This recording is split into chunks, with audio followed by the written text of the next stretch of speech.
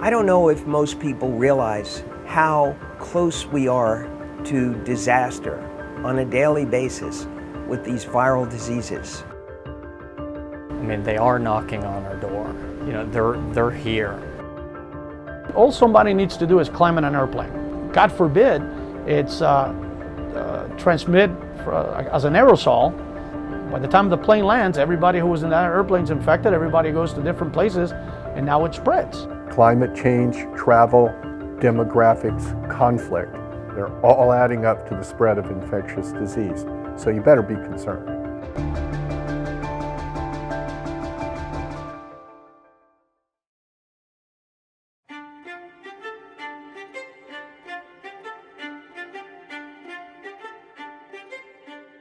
We in the U.S., we tend to worry when things come into our shores. That's when we worry. You know, we had an outbreak of Ebola. Oh, well, it's in Africa. You know, it was on the news. People were dying. Next thing you know, there was a case in Dallas. People got infected. Everybody panicked. And now everybody says, well, how come we don't have a drug? How come we don't have a vaccine? Well, there was very little investment. And I mean, there were, the government was providing grants and looking at things, but for the most part, many companies were not working on drugs or vaccines for example, in the case of Ebola or in the case of Zika. So we're faced with an unusual problem. For-profit companies, which constitute the bulk of the R&D effort around virology, are focused on viral infections that potentially could generate very large profits. So Drive being a not-for-profit is an advantage because we can focus on the things that the world needs that maybe aren't super profitable, but the world needs them and we're all going to need them one day.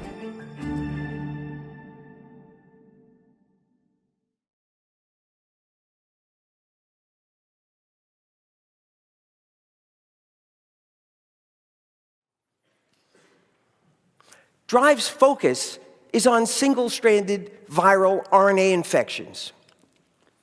These infections, which have by and large only modest commercial potential, account for approximately 80%, 80, of our worldwide viral disease burden. Our mission is to provide therapeutic agents to address unmet medical need. Neglected diseases, emerging diseases, such as chikungunya, Zika, the Ebola outbreak of 2014. Those are the kind of targets we're after. Our goal is to develop products within an academic environment. This is totally new. So we can take a discovery and take it all the way through a proof of concept and move it forward and develop it potentially all the way to market like a biotechnology company would. We have a team of really highly experienced people that have been very successful in the development of and commercialization of antiviral drugs.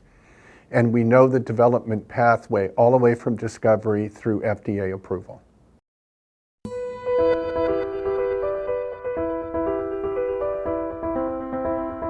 We need to overcome a major funding gap in the development process known as the Valley of Death.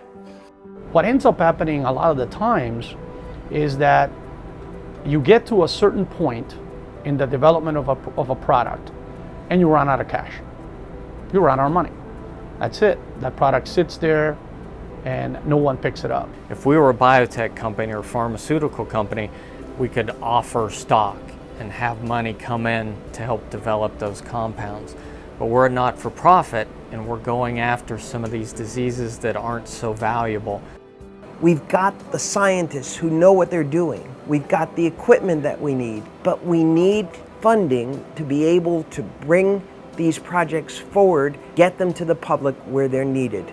I think we have a pretty good record of showing that we have social impact. If you're an investor that's interested in giving money that really helps humanity, well, that's how you can do it. Imagine a world where today's neglected diseases become tomorrow's manageable conditions, just as we saw with AIDS. Imagine a world where companies that focus on neglected diseases do good and do well at the same time.